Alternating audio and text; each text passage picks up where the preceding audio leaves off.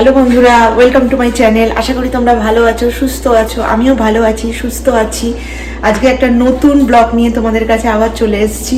আজকে দেখতেই পাচ্ছ আমি একদম কি হাতে গ্লাভস ফাভস পরে আছি। তোমরা হয়তো ভাববে গ্লাভস পরে কেন স্টার্টিং হচ্ছে। তো আমি কিচেনে দাঁড়িয়ে আছি, দেখো তোমরা দেখতেই পাচ্ছ, এটা আমার কিচেন, ঠিক আছে। তো আজকে একটা কুকিং ভিডিও তোমাদের সাথে শেয়ার করব, তো তাই কিচেন থেকে ব্লগটা স্টার্ট করলাম। এখন বাজে ঘড়িতে হচ্ছে 7:45, কিন্তু তোমরা বাইরে দেখো পুরো রোদ দেখতে পাচ্ছ নিশ্চয়ই। এখন কিন্তু ঘড়িতে বাজে 8টা, তোমাদের আমরা মানে দেখাচ্ছি আমি, দেখো ঘড়িতে কটা বাজে, এই দেখো, দেখছো এখন বাজে 8:45 বাজতে যায়, ঠিক আছে।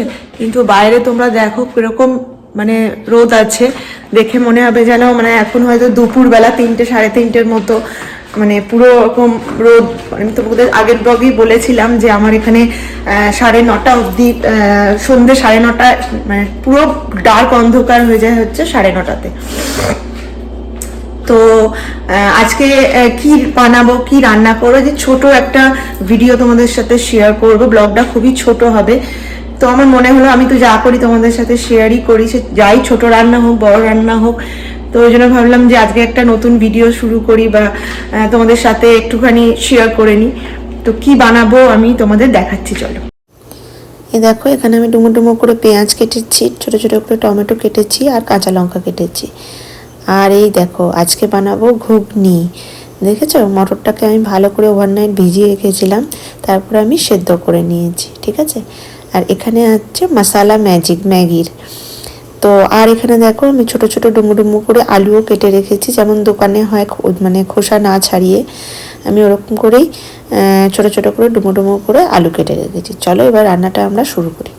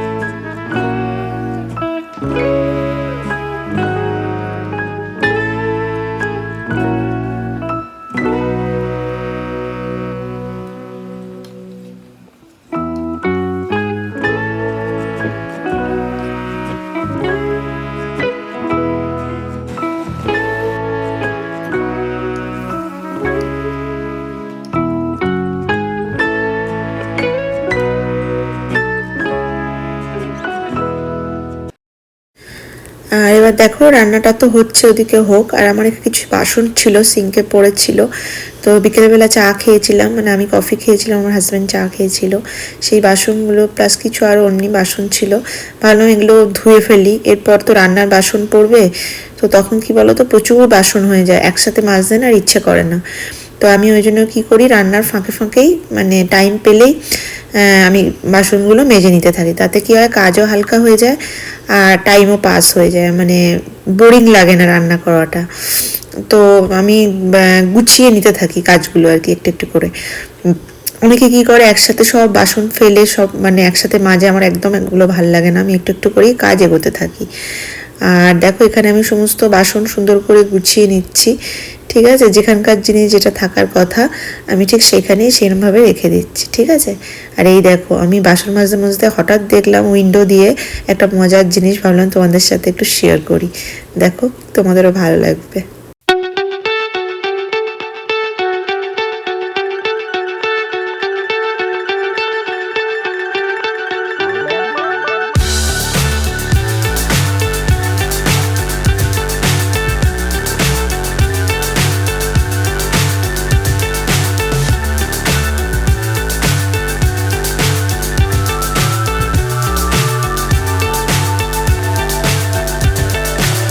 so high I'm hypnotized. What's up is down, what's left is right. Chasing stars and holding you. I can't see the end, but we'll see it through.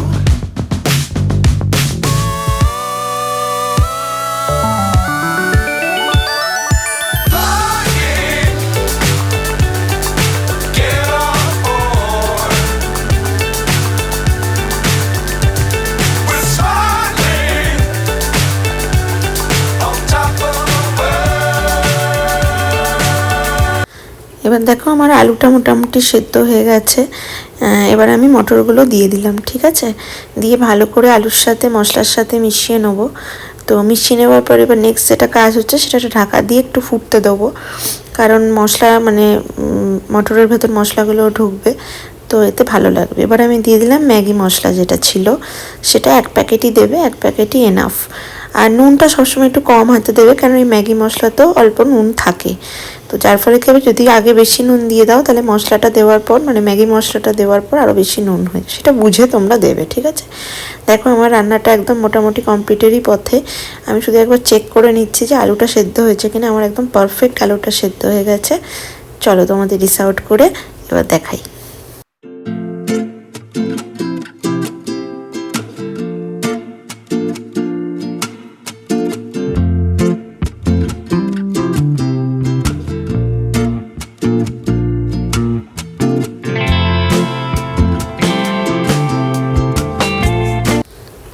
এই দেখো তোমাদের একটা মজার জিনিস দেখাই।